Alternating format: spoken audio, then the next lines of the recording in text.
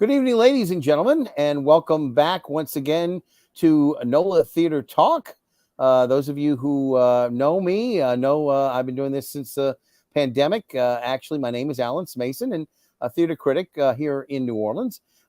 This is actually broadcast on 3 different groups that we have, our pages on Facebook and YouTube. We've got the NOLA Theater Facebook group, which you can become a member of just by asking to join. Or if you don't want to join, you can just go to the theatercriticism.com Facebook page that we have, which is for the website that I created for theater criticism, for reviewers to actually review shows all across the country. And if not, then if you just, are interested in just seeing the show, it's on YouTube and we broadcast it. It's live streamed. And then it takes about, I don't know, maybe a half an hour or 45 minutes or so for it to process. And then thereafter, it's in my archive. So, there is a problem, it says right now. We're having trouble streaming to Facebook. This may be an issue on Facebook's end. Is it possible the stream was ended or deleted on Facebook? Let me just see what the story is. I don't think so. No.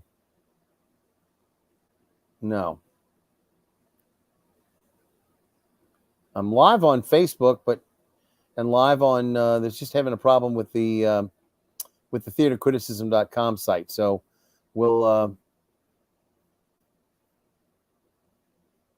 just see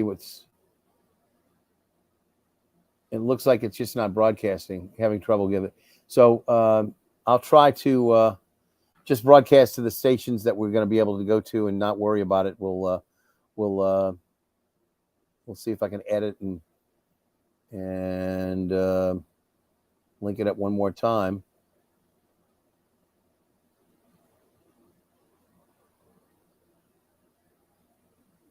Okay, let's get started. I'll just go ahead and we'll broadcast to the stations that we can go to. And anybody looking for it on Theater Criticism, I apologize. We'll just have to ask you to go to YouTube and go check it over there. In the meantime, tonight we're going to be talking with the director of a new musical that's going to be playing here in New Orleans, actually in Metairie, at the Jefferson Performing Arts Center. That's on Airline Drive, 6400 Airline Drive. This is, of course, the historical play based on what happened here in New Orleans, the tragedy of the UpStairs fire, the UpStairs Lounge fire that took place in the early 1970s. And we can go through some of the historic information about it as we invite our guests to come in. But first and foremost, I'd like to invite the director of this particular piece to come in, Jack Lampert. Jack, welcome to the show. Thank you. Now, before I bring in the actors and the other members of the cast who are going to be here, I did want to find out a little bit from you. How long have you known about this particular show? Have you seen it perform before? Because this is not the original show that was done here a couple of years ago. I guess it would have been maybe right before the pandemic, maybe a couple of years or so before.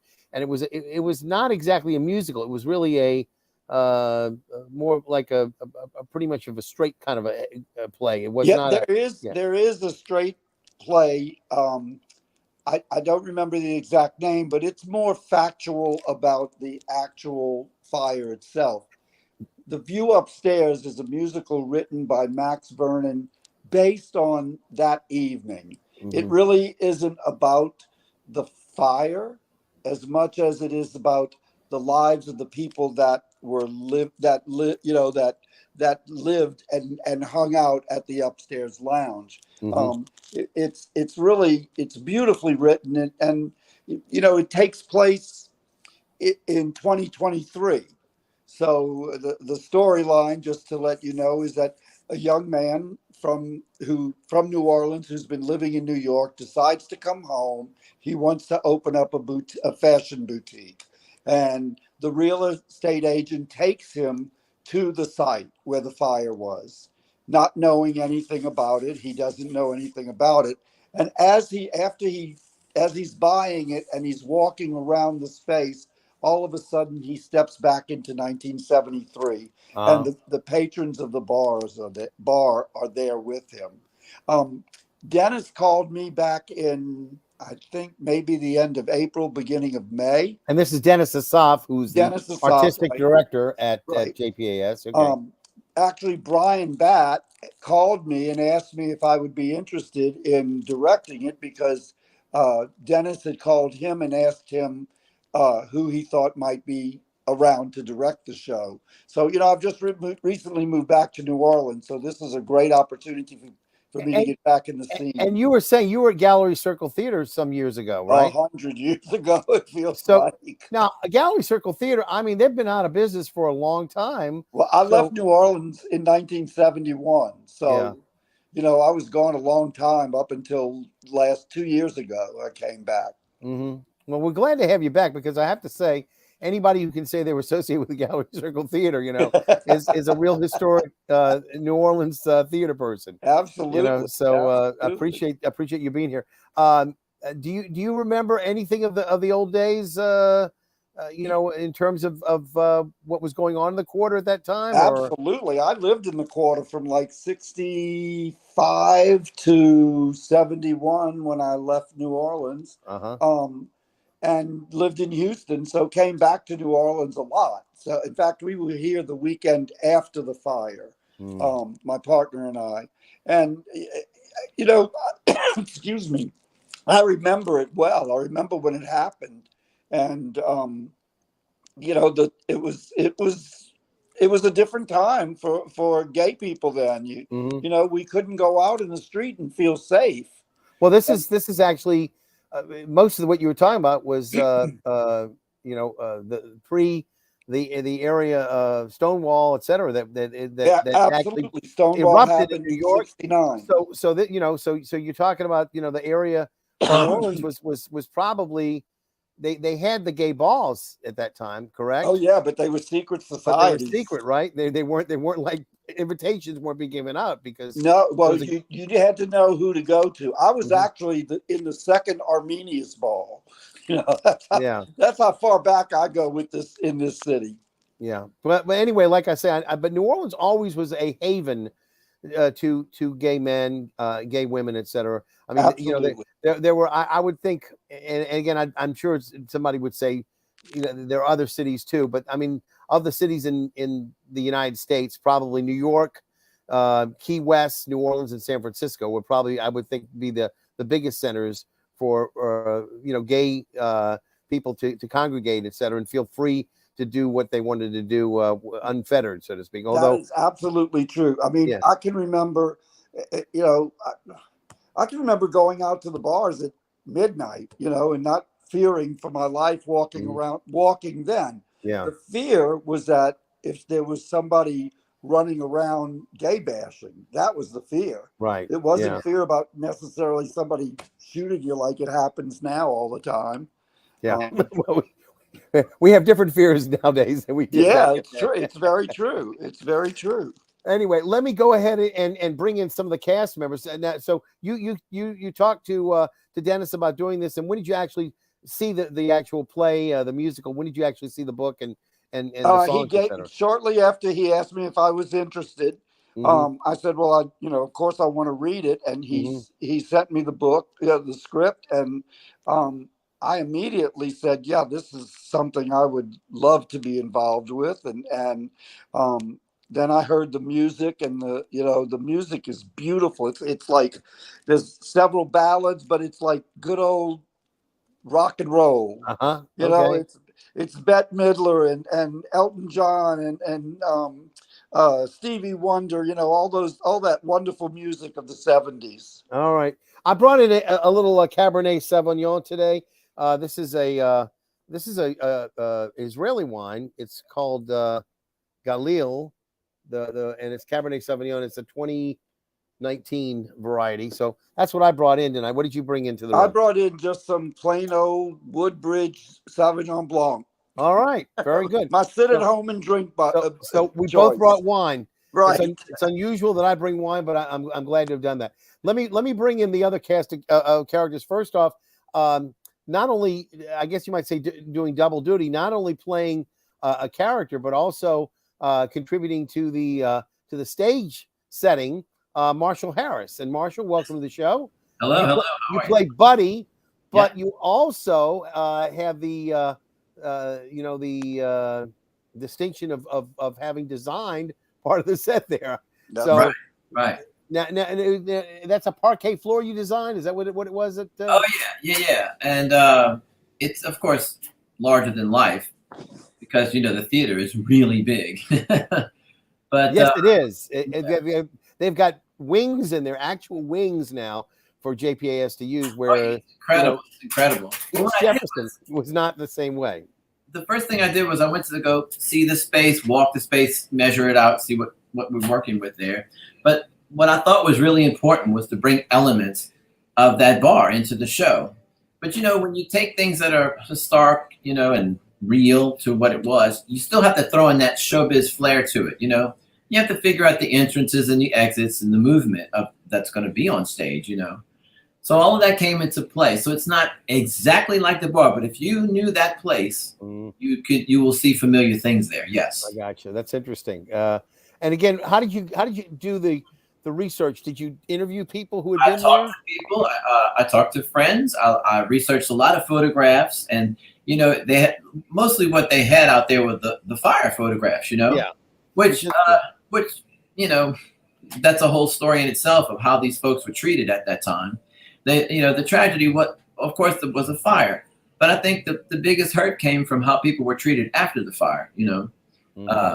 They treated them with little dignity, and put their names out there and exposed it at a time when this wasn't something to be exposed. I still understand that two people, the remains have yet to be identified. Is that correct? That is correct. Yes, that's true. Mm-hmm. Yeah. And then they discovered one as little as a couple of years ago. They actually identified one of the three remaining unidentified. I actually identified one through some DNA, Ancestry.com or something like that. They were able to backdate whoever it was and prove it, which is amazing to me because we're talking about something that happened in 1973. Right. It's been a number of decades that have ensued, and they still have this not finalized. So right. Well, I'll tell you, Dennis Asaf called and said, Marshall, look, I want you to come audition. I went through the process like everybody else. And he said, I got a show. I think you might be interested. When he said it was about this fire, I scratched my head. I said, wait a minute. It's a musical about this tragedy, right? Really? I thought, how is this going to fly, right? And I really was a little nervous, Alan, because I didn't want to be a part of something that would not be respectful, right? Right, yeah. But I want to tell you what, I went, I sang some songs, I met Jack there. And as I read the play and I'm going along, it's like a fictional story that would take place in that space and time. It's not a historic account, okay? It's not like, it's not the person's names. It's not about their lives. And it's just a fictional story in that place and time to teach us how far we have come from then, you see? When you watch this play from beginning to end, there's a lot of messages you get as an audience, And the message is, wow, look how cruel things were back then. And even to the young LGBTQ community now, they can watch this show and see, wow, they had it really tough back then. We think we have it tough now. Now, I'm not saying we don't have a lot of, turf to cover. We still have some ways to go. Right. But it's good to show how things have changed through this kind of thing. The music is really upbeat. There might be two or three songs that'll pull your heart. But the most part of the show, like Jack said, the music is up tempo. It's got a little, R&B flair to it. I love that kind of stuff. It's my favorite. So I learned to love the play, and I want to specifically say they've handled pulling things from that tragedy with great respect. Yes. It's nothing that is insulting or to make light of it. Do you understand? That would make me walk from a project. So anybody who knows me has to know I lead with my heart, and I feel like this is a good project for that. We already got one comment tonight. So I don't know about me having talent, but you guys definitely have much more than I do. But I have to say, if anybody wants to leave their name, up, because the way it is, and I think we're broadcasting now back to the theatercriticism.com Facebook page now. Thank God we got that fixed. But if you need to leave your name, please go to StreamYard.com/Facebook, and this will allow you to leave your actual name from Facebook so people will know who you are. So whoever that was, thank you for the compliment. I'm sure that I'm speaking for Marshall and Jack as well. Yes. Again, let's go ahead. We have a couple of the other actors to bring in as well. And again, one of them is playing. I'm trying to remember what was the name. Is it Wes? Is that right, Donyae? Yes, it is. All right. So you're playing Wes. Now, are you basing your character, or is the script basing your character on a historical person, or just a hodgepodge, if you will, of a lot of different people? Yeah, well, so Wes is 20-something-year-old millennial in the present day. So Okay. He's in 2020, back like when Trump was president and whatnot. Gotcha. And he's moving back to New Orleans to. So are you the one that's actually having the experience of going back and Yeah. I'm time traveling. I'm time traveling to the 1970s. So your character then is not based on anyone in particular. It's really the character that brings all the other characters back. You're if you will the filtrum. You're what flows through the conduit, so to speak. Absolutely. Okay, Absolutely. very good. And again, do you have a number of songs that you sing, or just one, or? Yeah, we have a few of them up there. Yeah, I got a few solos in the very nice production. Yes, absolutely. All right, so we know that Jack and I brought in wine. What did you bring in, Marshall? Oh, coconut water. I don't drink. Oh, I'm already a little airy up there. And that is drinking. In this show, we said you can bring anything you want. It doesn't have to be alcoholic. Coconut water counts just as well as the wine. Donyae, what about you?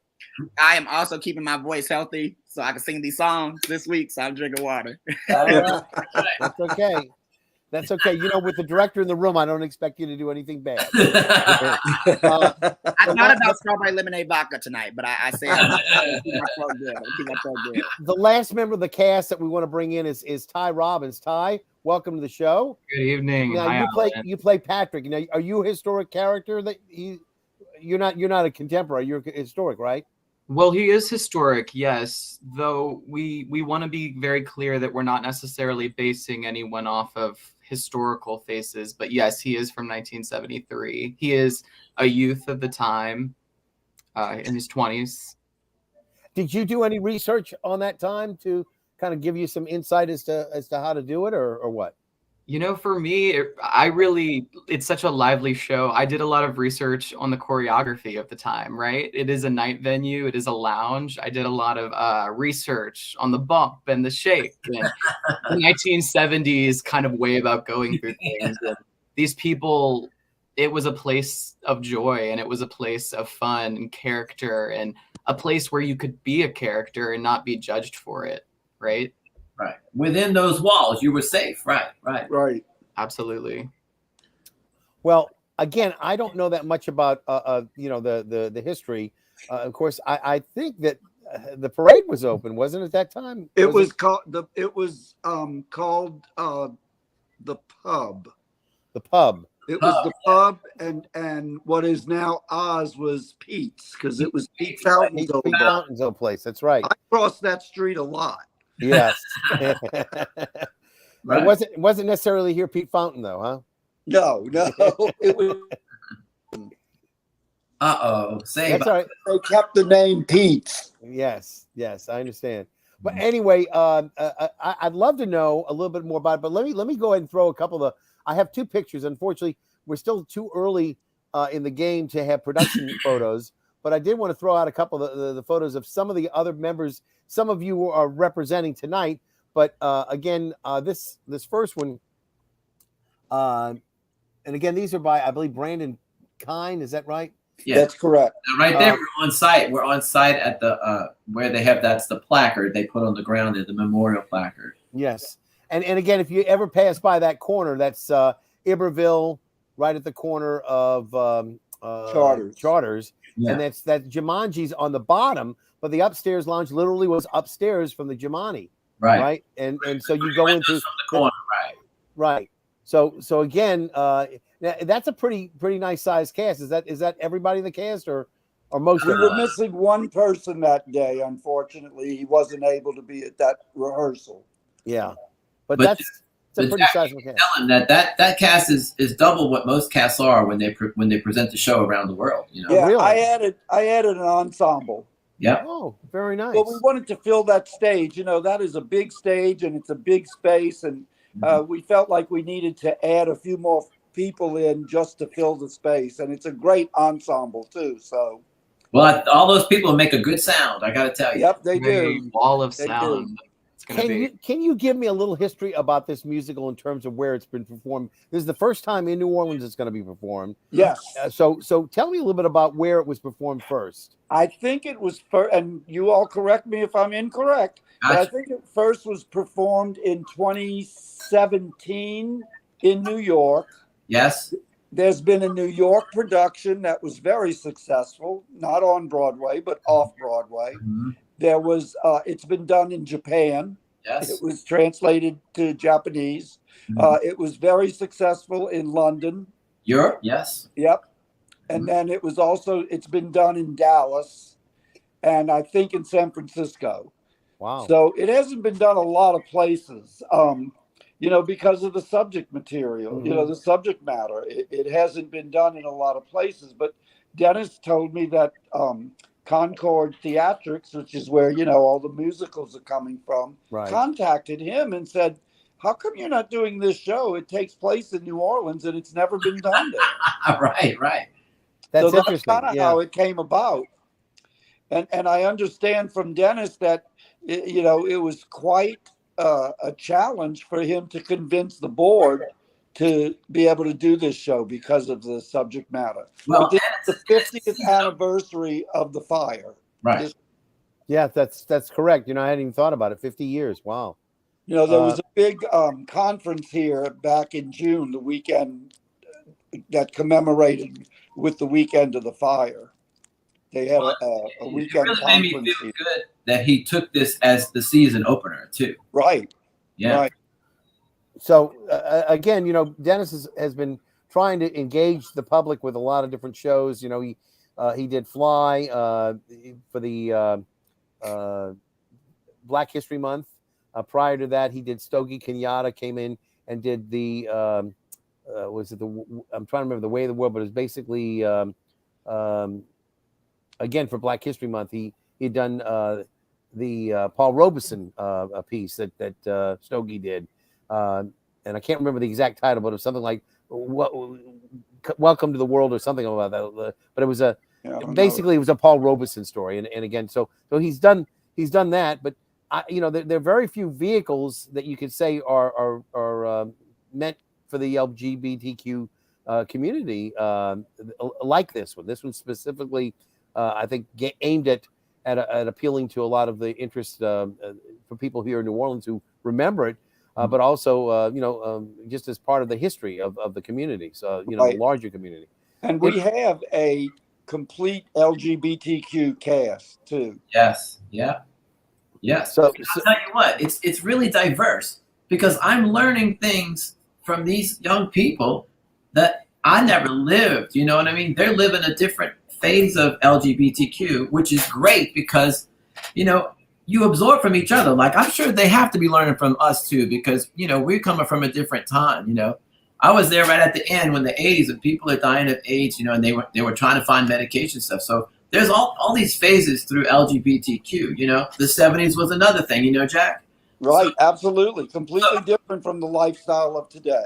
I have to tell you this so many times. I look to Jack and I say, did you catch that? I'm learning from these young people. Good things, you know. Hey, I want to know, you know, how else can you know it? But the fact that we're on this set and we're hanging out with each other from various ages, you know, it's a really good experience for me. I am enjoying it, you know. Good. I'm glad to hear that. And again, this was one of the things that people were remarking about, that the police, first responders, didn't respond to the tragedy because they had heard that whatever, it was a gay bar and it wasn't, you know, high up on their list. Interesting. Somebody remember that, again, if you want to use your name through Facebook, feel free to do so. But the best thing to do is always to put your give them permission to do that. And that's what I mentioned before. If you just put in your name, go to StreamYard.com/Facebook and it'll allow you to put your name so we know who you are and it'll show up. So can you, Jack, give me a little bit of a rundown? Just Is it a 2-act play? Is it 1 act that you're doing? It's 1-act play. It'll probably run about an hour, maybe just about an hour and a half. I don't think any longer than that. So no intermission.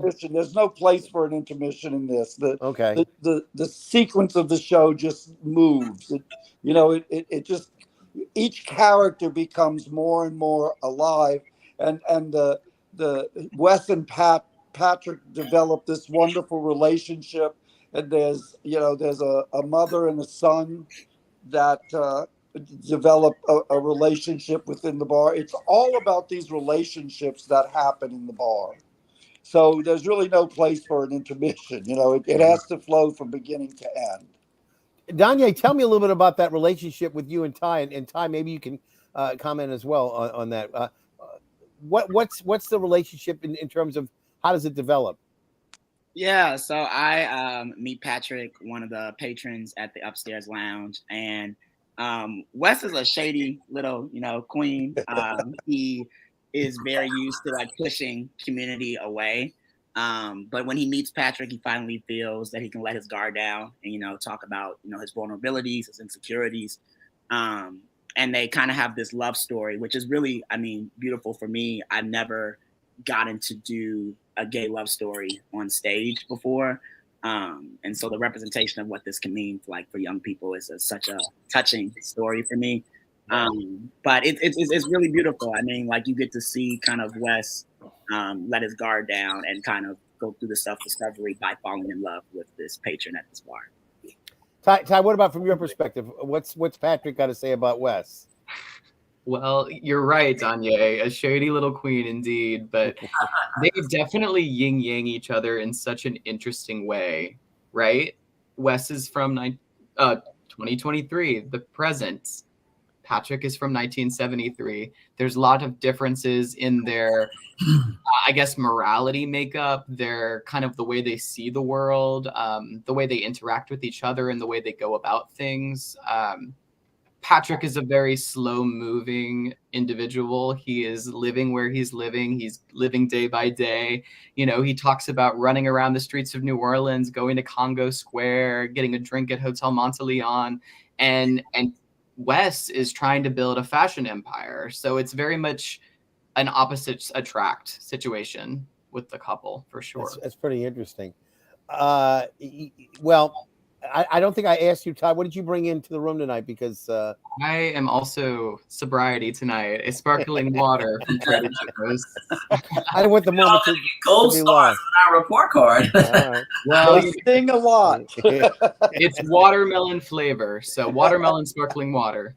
Well, that's very good. All right. So again, you've got a number of different storylines. Can you tell me a little bit about you mentioned Marshall and Jack, it's a little bit of good old fashioned rock and roll. Yeah. What kind of instrumentation do we have on this? Are they live musicians? Yes, absolutely. Okay. So who's rehearsing that right now? Who's the music director? Max Doval is the musical director. Okay. He's terrific. He will be playing the show.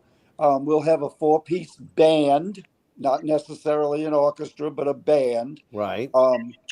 Drums and bass and guitar. A guitar, I think. And what about keyboards? I assume keyboards. Oh yeah, well, Max will be playing the keyboards. Yeah.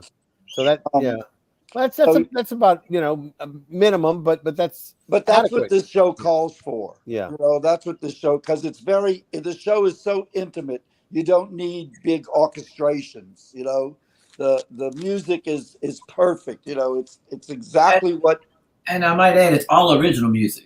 Yes. Oh, yeah. Max Vernon wrote the script, the lyrics, and he composed the music too. Genius. Yes. Incredible. Yes. He is, Jen. He will be here. He's coming to see it. Is it going to be like a talk back with the composer? Well, he's going to be there for opening night, and we're doing a big disco party on opening night. So I'm not sure there'll be too much of a talk back. Yeah. So again, Wes and Patrick meet, and again, the way it happens is through the magic of theater, I guess you might say that happens. And how do the other characters come to play? How do you bring them into that? Well, there's Buddy, who Marshall plays, who is the entertainer. but plays at the bar every Sunday so he can get his kicks in, as it were. His Okay. wife doesn't know about his secret life. Okay. And then there's the character of Freddie, who is a Puerto Rican drag queen who works construction by day, and his mother is his biggest fan and goes to the bar. Now, that is loosely based on, there was a mother and her two sons that actually did die in the fire. So that's kind of loosely based on them. And then the MCC, the Metropolitan Community Church, used to hold their services there on Sunday. And there is a character in the show named Richard who is basically the minister. The minister, right? I remember. Right. Yeah. And then the lesbian that owns the bar. Okay. And so I guess, as they alluded, this is sort of a time prior to the AIDS crisis and whatever. Still had a lot of fear about being cracked down upon. A lot of the laws that were being enforced were enforced irregularly. Basically. I think that was the biggest fear at the time. They weren't thinking about AIDS at that time. Yeah, no. And the men couldn't be in dresses. If you were in drag on the street, you got arrested. So there is Freddie, the character, gets busted and beat up by a policeman in the show. Mm-hmm. And then there's they never really found out who actually caused the fire, or who, they suspected always that it was arson. And the young man who was suspected of that crime shot himself a year later. Yes, I do remember. He was never, convicted or even arrested. Everything was put under the table. So there's a character in the play called Gail, who is really kind of the protagonist in the show.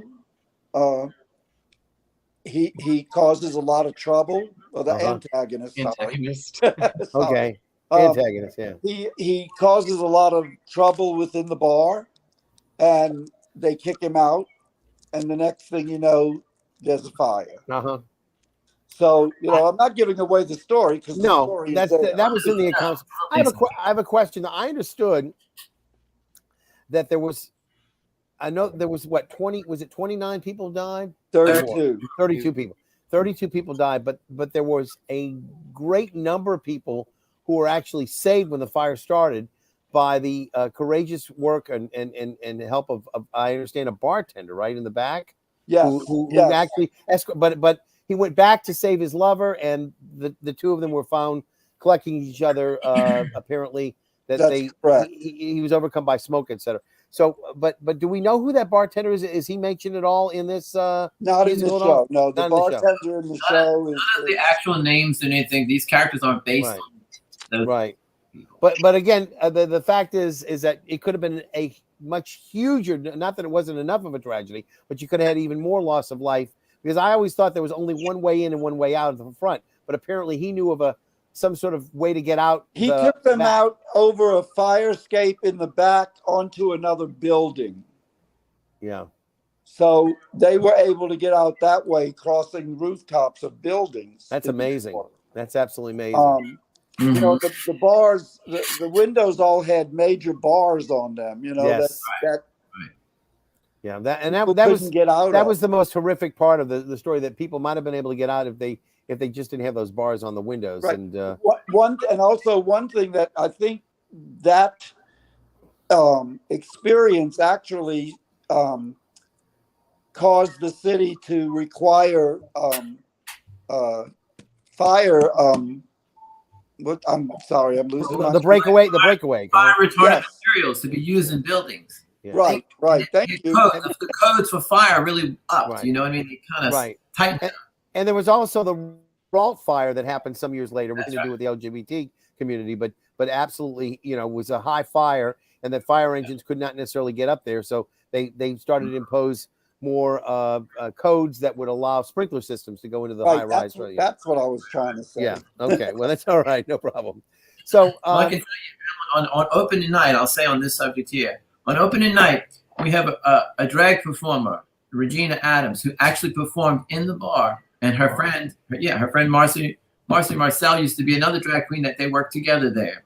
She was in the bar the night of the fire with her lover, and they were going to go out to eat. He said, "We don't have any cash." She said, "I'll go home and get the checkbook and come back and we'll cash a check at the bar." Remember the old days of paper check, right? Sure, yeah. And you could do it in the bars. They would do it for you.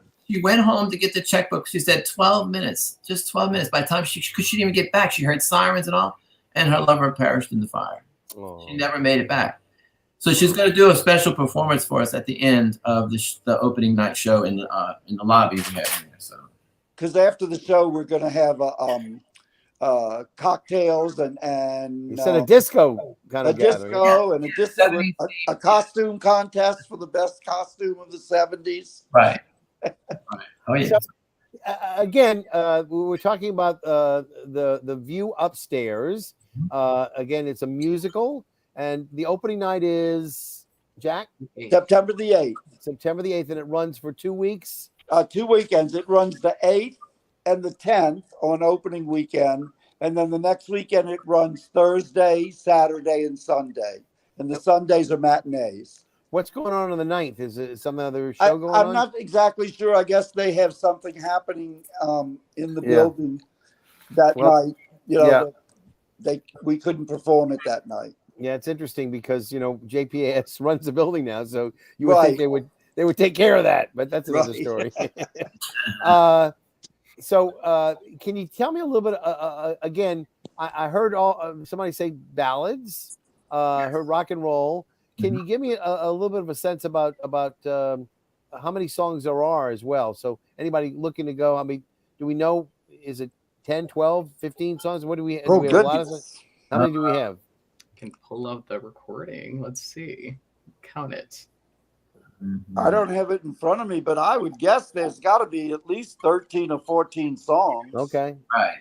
Yeah. Okay. I'm trying to get an idea how often, musicals are inventions of musical theater, obviously, that people launch in a song for no reason at all. So, I don't know how often they're launching the song for no reason at all. And obviously the suggestion is that it's going to give us more of an insight into the character.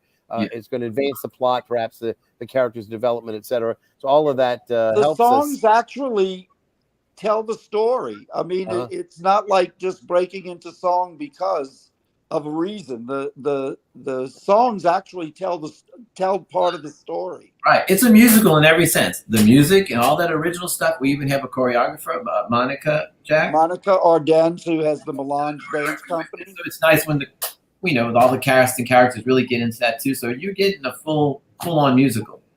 That's fabulous. And again, again, for those of you who have not gotten your subscriptions for JPAS, it's going to be September the 8th for the opening. Tickets are available. I know that they said that tickets were selling very well for the first opening weekend, but the next weekend, certainly they'll have more seats available as well. And we want to encourage people to make plans to go to see this, because it is not only just a musical coming to New Orleans, it is a musical about something that occurred here in New Orleans coming to the city. And again, it's an important part of our past that we honor, the memories of those who died, but also I think to also honor how far we've come in terms of a community. And that is exactly what the show seems to be about, Alan. It's like how different things are and how much alike they still are. Alan, I want to say this show might appeal to college age and up, no younger. It's something matter serious, and it's it's adult. It's adult. There is some language in it, so I'd say college age and up could handle it and enjoy the show. Yeah. So again, I would imagine some adult situations that you wouldn't want maybe a high schooler to go to without their parents' approval, etc. Absolutely. But of course, nowadays, so many of the kids have their own identities already pretty much set in stone.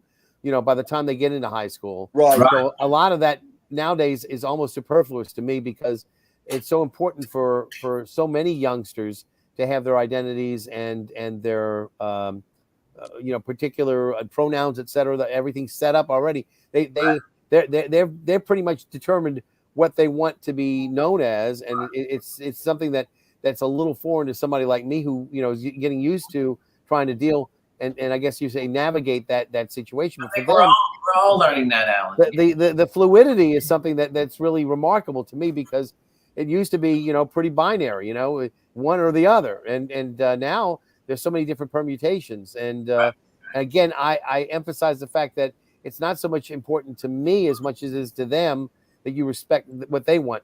And so things have changed quite a bit. And we are in a different space, I guess, thankfully, than we were in the past, because there's a lot of repression, a lot of oppression, a lot of problems people had in just being able to be themselves. So, we thankfully are able to accept people on a basis now where we maybe didn't or were not able to.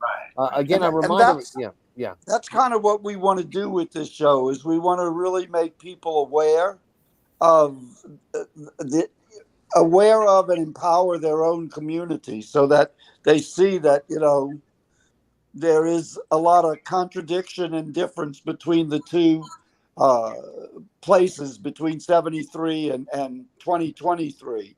But at the same time that, become aware of what's really happening right now. Well, Jack, again, I've got all the cast members here. I'd kind of like to ask them each individually their favorite moments in the show. I'd like to kind of and why. So Buddy, I'd like Marshall to talk first off why Buddy feels that a particular scene or a particular part in the show is more meaningful to him than others. Well, well, I kind of like that the entertainer is kind of. I feel like what's happening. I feel like the center of what's happening, but each character really is the center of what's happening. We could easily be the center of what's happening, but I say there's a moment I have with there's a character called Willie, and it's a moment where Buddy has just had enough, and he's headed out the door, and the voice from this young man. Oh. I mean, touches your heart, that when I look at him on stage, because he's given the beginning of the song to me as if to say, have a seat, buddy.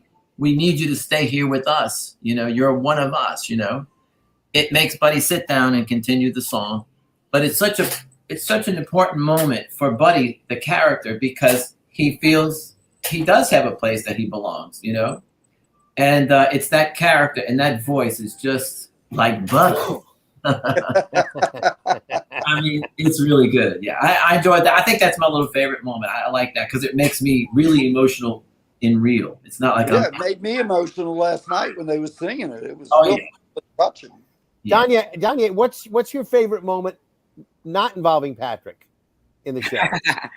Yeah, there's too many to count with this show. I definitely like the opening number.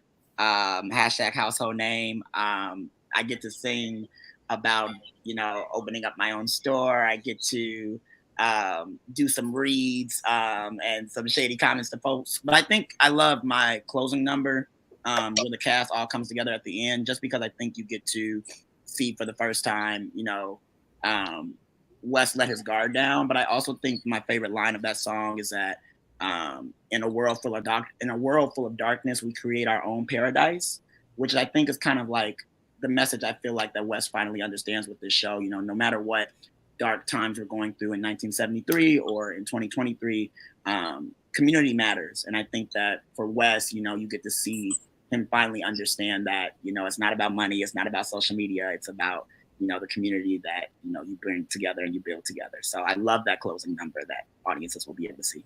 And Ty, what about that slick queen that you were talking about in the 70s? What's his favorite part? Obviously, it might be bonding with Wes, but is there something else in there that you like? You know, Alan, it's a real love letter to the mentors that we shared that help us through life. You know, as being someone who's set in his 20s, I have mentors, whether that's in work, in school, colleagues. This show really showcases that mentorship of different decades, and those that are older than us have had experiences that might be a little bit different or different decades. You know, there's a line towards the end of the show, it's my last line actually, and it's very, very poignant in a way that when this show, yes, is set in 1973, it showcases the fact that we're here and we're resilient. The line is, "Don't worry, we're always been here. We're not going anywhere." And I think that showcases in a world where people's lifestyles and people's morality are being questioned, and I guess kind of this conception of like, are we creating something different? No, we're just creating acceptance. We're creating a world that accepts everyone for who they are. We've always been here. We're not going anywhere. That's very, very nice. I have to say, I'm very interested in seeing this somehow, or whether I've got to be able to mention the fact that you know, this thing's opening up in September, so we still have to wait a while. But you've built my interest. I'm piqued as far as that goes. I definitely would like, as best I can, to see it.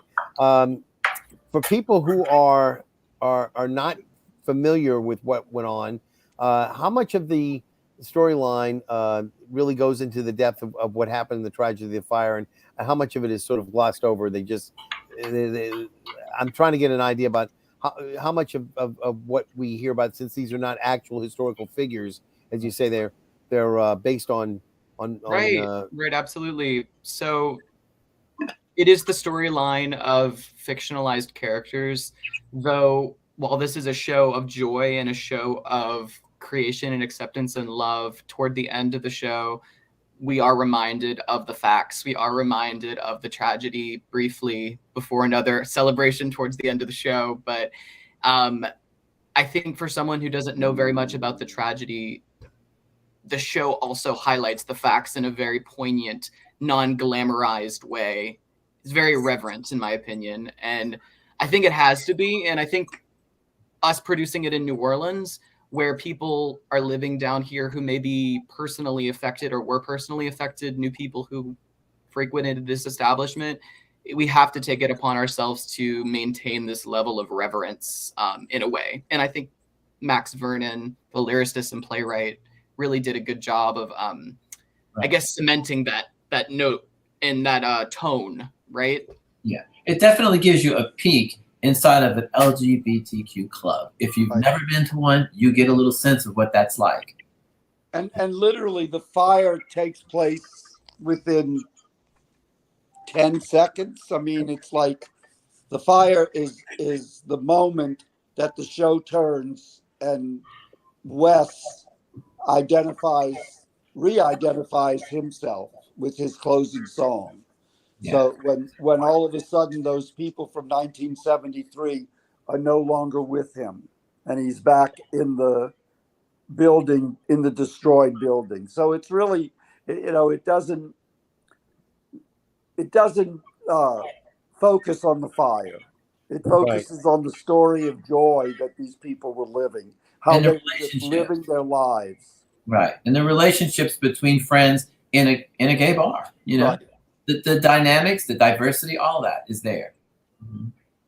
And again, the music, obviously we can't demonstrate it tonight, but the music is emblematic of, I heard a little bit mention of like a Stevie Wonder. They mentioned some rock and roll, Elton John, Bette Midler. Laura Nyro, David Bowie, all that whole group from the 70s. So it sounds like you've got a pretty rounded type of musical experience there as well. And the dancing, again, you said that they have a choreographer.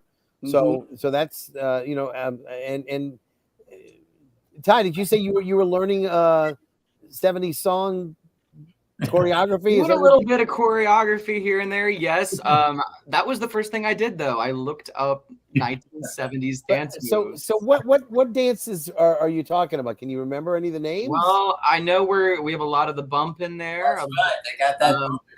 the jerk, but it's a lot of it, to be honest, though, Alan, it's like a lot of Zydeco influence I've seen just from like going to Zydeco, like really you grab someone and swing, and it's like 1970s in New Orleans. It just fits, you know. This show is fate. No, but really, I see a lot of traditional like Cajun type dancing that was popular in the 70s. Funny enough, Well, true Cajun did not usually have the rhythm and blues kind of aspect of it. That's where Zydeco kind of came in. They combined the traditional Cajun music with the what they call the Zydeco, the snap bean, the backbeat that they had with the drum set and the bass, etc., that you didn't have in a traditional. I mean, a lot of times you see a Cajun band, they have a little triangle, somebody's playing a stupid triangle.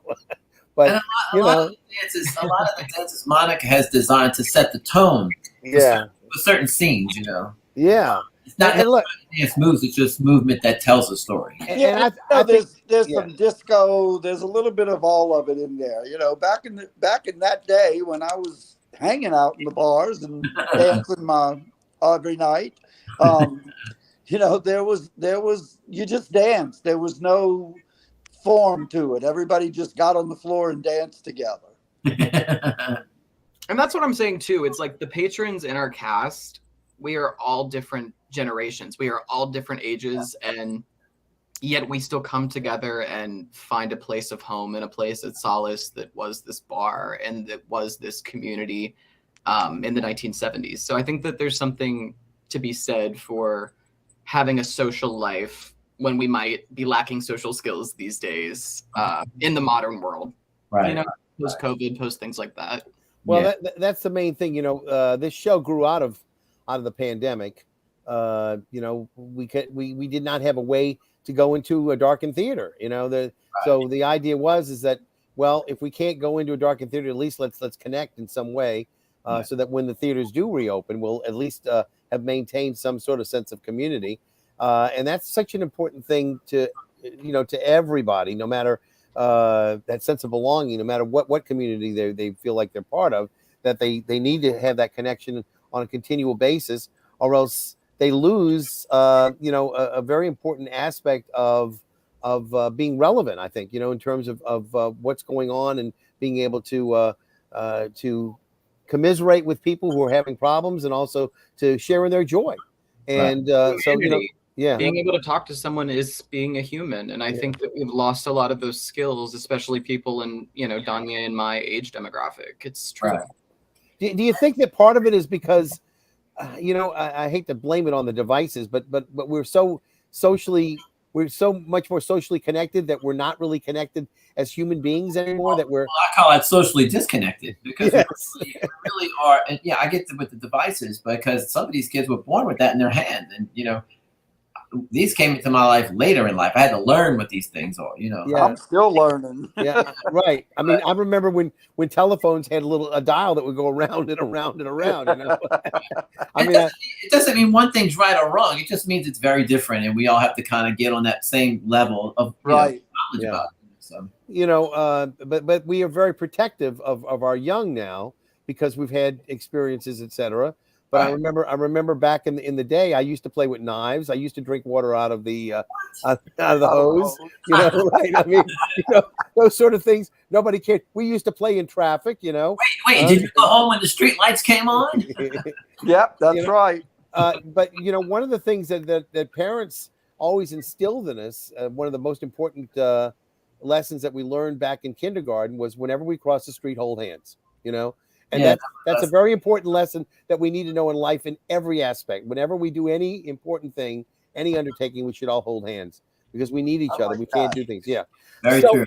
So, we're getting towards the end, and I wanted to kind of, give everybody an opportunity to say maybe one last thing about their character, or maybe talk about, why people who are just now debating about going out to see the view upstairs and why they should go.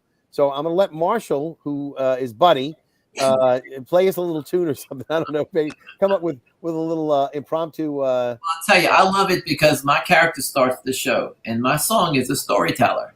And I always pull to that in my regular life, you know. I mean, it wasn't a stretch for me to come in and be the club's entertainer because that's what I do now, you know, in my real life. So I love storyteller songs. That's why I pull to Stevie Wonder or Shirley Murdoch, all those songs where it's just these storyteller songs. And I think that really, it flows from me as a person, and it makes it comfortable for me to play as a character, you know. So I enjoy that part of the show, yeah. All right. Donyae, what would you say about your character, Wes, that people should know? Absolutely. I think, like, of course, we've talked about like queer representation in this show and how that matters. But I think even if you're not queer, I think this show is going to touch people. I think Wes is a 20-something-year-old that is still trying to figure life out, figure his career out, figure, you know, his dreams out. And I think playing a 27-year-old and me being 27 has been very healing for me, in the sense of, I think a lot of 20-something-year-olds struggle with their mental health when you're going through the trials and tribulations of adulthood and you're still figuring life out. And so you can walk on this journey with Wes as he figures his own life out and his identity, and know that you're like not alone. And you know that the 20-somethings are hard. You're figuring yourself out, you're figuring your life out, but this show may give you like that big hug to know that you're not alone. So yeah. Right. Very nice. Very nice. And Ty, back to you one more time about whatever you want to talk about, just to give us a little bit more representation on either Patrick or your feelings about Patrick. Absolutely. So Patrick is Wanderlust, and I feel like this show is Wanderlust in a lot of ways. It is a passport to 1973, but it's also a passport to finding those people in your life that maybe are there to support you in your endeavors. They're your mentors, they're your colleagues, and know that you have those people in your life to lean upon, and that's okay. You don't have just yourself. You don't have to just have yourself, and that's okay to have those people in your life to lean upon and to help you, guide you to where you need to be. Right. Very nice. Okay, and now I want to get back to the director. Tell me a little bit, Jack, about why it is that you are let me just put it this way. What are the last few weeks? What are you going to be concentrating on? What are you to pull it all together? Well, we are at a point right now in the rehearsal process where it's now time for us to add all the nuances to the show, to make those characters find a little bit more about themselves and their interactions with each other, and the whys and the wherefores of what they should be doing in that environment as their character. You know, the show is so much about, it's an ensemble piece for sure. And so all of the next 2 weeks, as we get ready to open, we will be concentrating on the relationships between everyone, the what happens in the bar when something bad has happened or when something wonderful's happened, how the entire cast will react to each other and through each other, if that makes sense. You know, we're at a point now where it's like all the stuff that we've been doing for the last 2 weeks of putting the show on its feet. Now we're going to dive into what the show is all about. Right. Again, fantastic work that y'all are doing, and I'll be plugging along with you. You know, clapping from behind and wishing you all well that this you know, comes together as it looks like it is going to. And again, I want to thank all of you for being here tonight. You know, this is an interesting situation for me. Normally we start our show at 8 o'clock, but we started tonight at 8:30, so we're going to continue up till 9:30. But again, this is a little bit of a larger group than I normally have. You know, usually it's 1 or 2 people, but I'm glad to have as many of you in here tonight, because I think every one of you brings an aspect of the show that the others maybe not be able to do by themselves. So everybody, congratulations for coming in and bringing in, you know, your characters, whether it be Buddy, whether it be Wes, whether it be Patrick. All of y'all were very, very good and integral to I think, explaining the storyline. So thank you so much for that. And Jack, again, welcome back to New Orleans. We're certainly glad to have you as a director back. Even if it was a while ago that you were at Gallery Circle Theater, we do appreciate, you know, you coming back. And again, I'm going to ask all of you guys to just stick around a little bit while I say goodbye to everybody. So I'm going to ask you just hang around for a little bit while I say goodnight to everybody and wish everybody a good night. Alan, thank you for putting this together. We appreciate the help. Yeah, absolutely. Thank you. It's my pleasure. Again, September the 8th is opening night. The View Upstairs, JPAS, and again, it's JPAC, Jefferson Performing Arts Center, 6400 Airline Drive. Get your tickets at jpas.org or dial 504-885-2000. Stick around. I'm going to say goodbye to everybody right now. Marshall, good night. Donyae, good night. Ty, good night. Jack, stick around, guys. Again, for everybody here at NOLA Theater Talk, I want to thank you for being with me. Again, my name is Alan Smason, and you can watch this on the NOLA Theater Facebook group, the theatercriticism.com Facebook page, and my own YouTube channel. So check it all out there. And again, thank you all for being here. And as always, I will see you at the theater.